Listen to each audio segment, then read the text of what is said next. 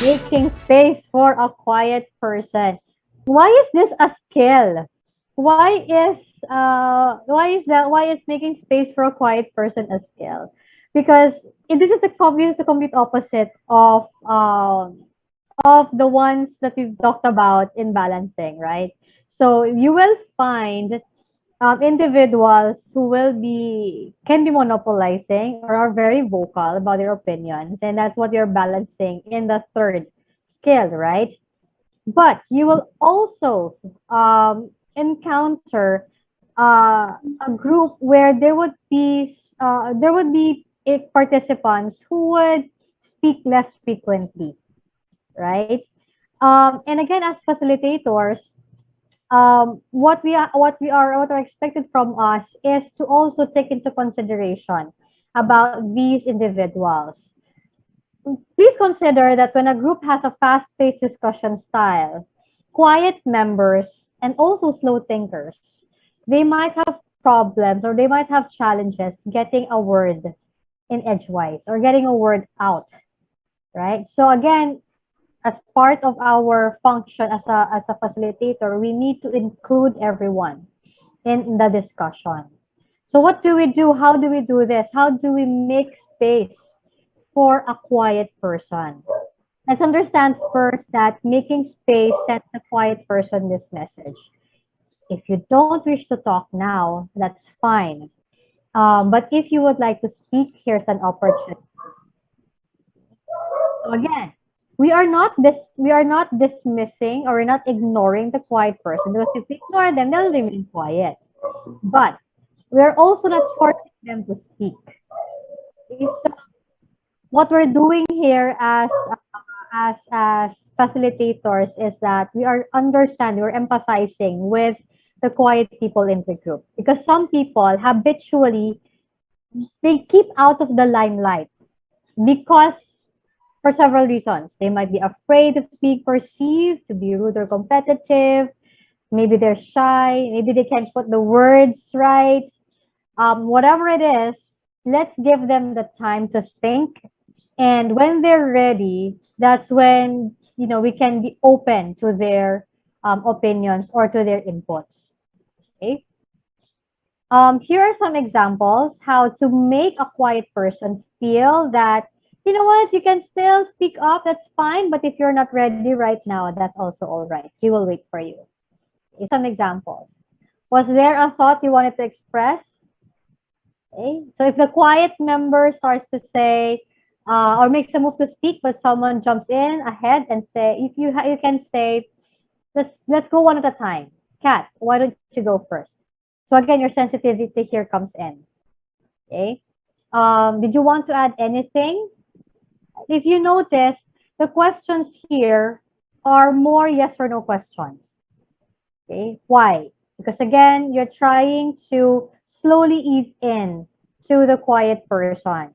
You're just giving him or her an opportunity to speak up or to speak up, but if he's not ready yet, it's okay.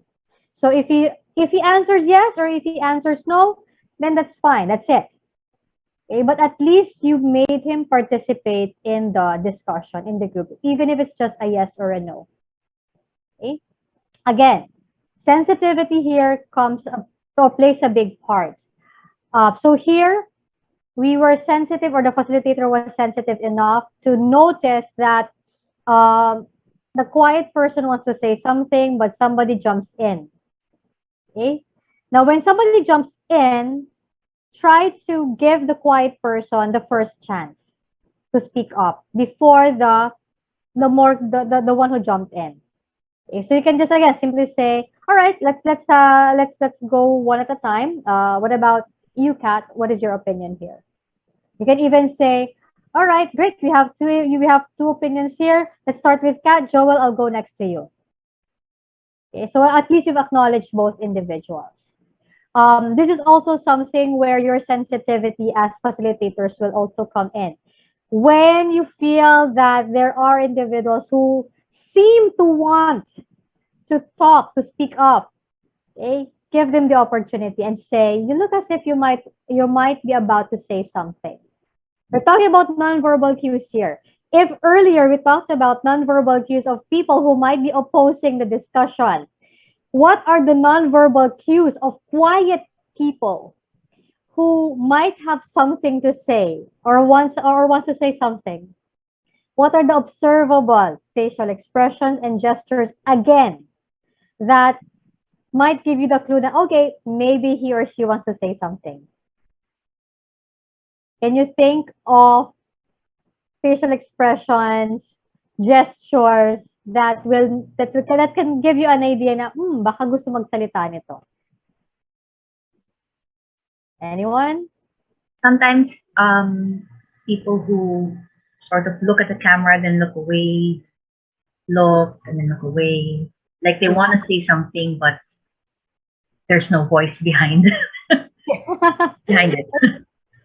There's no voice yet. So they would look at the camera, then maybe down to the camera. Yeah, like that. Or sometimes even in person, right? They would try to catch they try to make eye contact.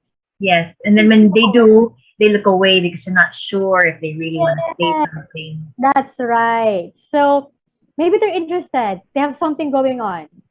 But may baka hindi na lang. Ay, hindi baka pwede eh. Hindi, baka sige na, wag na lang. Right? So if that happens, then you can say this statement. You look as if you might be about to say something. Right? And then you can, if you say, oh no, it's okay, then it's fine. Don't force the person. But what you're doing here is you're giving the person a chance to speak up, even if he or she doesn't raise her hand or doesn't say anything. But in virtual meetings like this, what is a clue for you to say that the person might want to say something but will not say so, but doesn't say anything aside from looking at the camera? Smile. Nakasmile, that's right. That's also a good cue. Maybe there's something that, especially if you're talking about a situation or a scenario, maybe this person is able to relate to that situation, right? What else? This is a nonverbal cue, but it has nothing to do with facial expression. Nodding. Yes? Nodding. Nodding, that's right. That can be one. But what if there's no gestures? No visible gestures?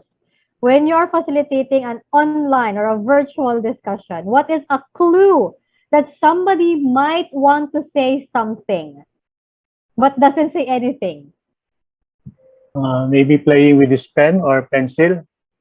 Maybe playing with this pen or pencil if you can see it, right? Yeah. But Yeah. but that's quite difficult to also see no? Unless gumagano'n talaga siya, right? I was just clarifying, this is a non-verbal cue that doesn't use a facial expression. Yes, it's a non-verbal cue that doesn't use facial expressions. They message you, private message. PM is one. That's right. It can be that's one. So there's a PM. If somebody sends you a private message, what do? We say it to the group. You can say, all right. Oh, I see Jen shared something here. Here we go. Let me read it for you, Jen. Right? And then you acknowledge. Or what else? Something similar to that. Maggie, I think touching a part of the face. Touching a part of the face, it can be, but that might be quite difficult. Paano kung makati lang talaga ang ilong? Nakaching lang talaga siya, Jen. So, not a facial expression. Not a facial expression. Okay, wait. Let me think. A lot of people do this, and that's how I can also tell that some of you would like to say something even if you don't raise your hand. Comfortable. That can also be a challenging way to see it, especially if virtual. Sige, it has something to do with the actions that you do on Zoom. Tin is raising her hand, Maggie. Yes, Tin. Thank you for letting me know. Sabihin ko sana, just like me, parang hindi mapakaligalaw ng galaw. Pwede. Okay. see that pin. I can see that as well.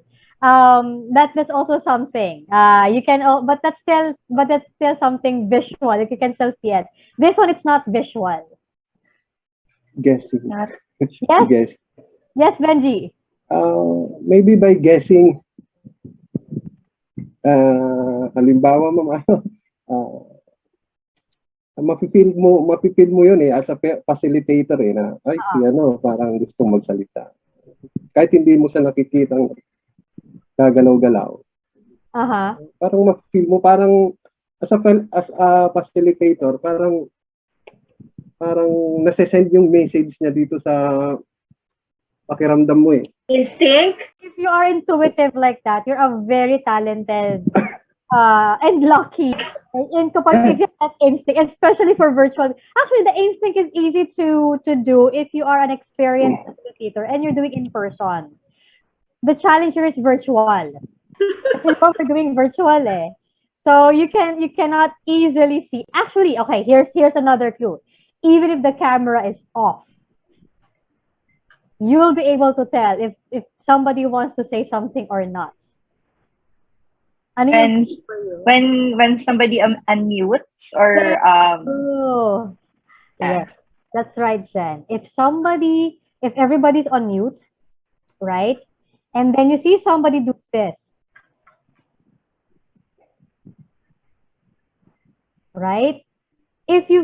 But this is a skill, everybody. This is a skill. So when you ask something, this is a tip. When you ask something from the group, okay, aside from telling them, you can raise your hand, you can use your reaction buttons to say, kasi that's one thing, diba? You go to the reaction part and then they will give the reaction buttons.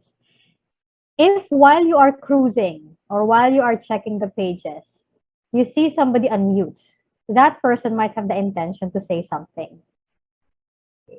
It might be napindot lang niya, but most of the time, they want to say something. Yes. So that's when... I want to say something. Go ahead. That's really challenging, though, if you have a gallery of faces and you are also presenting or facilitating a presentation. That's exactly. That is where you have to find, Vicky. It's like when you're planning for your presentation, right? You plan a time when you ask a question, you will pause, and if you have even if you have, let's say, 4 pages of different faces, there are 4 pages of different faces. Of course, the best way is for them to raise their hand or use the reaction buttons. Teach them how to use the reaction buttons. Kasi even if they raise their hand and they are in another page, if they use the reaction button, the one who did that will come first on your view. So halimbawa, right now, I don't see Lito on my screen. I don't see Jen on my screen. But if they use the reaction button, meaning the raising of hand remote through Zoom, what will happen is they will go first in line on my screen. So now that helps you see who wants to raise their hands or who wants to say something. Going back to your question, yes, it's gonna be challenging. I agree with that. Have a time or schedule a time in your presentation where you ask a question, you give yourself a couple of seconds to go through the pages so that you're trying your best not to miss anyone who might be unmuting their buttons, who might be unmuting their microphones. Of course, not 100% you will find them all, right? That's not going to be 100%. But it's one way to let you know that maybe somebody still wants to say something dahil nag-mute-unmute siya ng buttons niya. Okay, thank you. All right, you're welcome.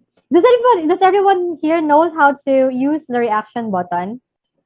Okay, so if you do that, that would be a lot easier for the facilitator as well. And you can also give that as a rule or a house rule when you are facilitating. All right, great.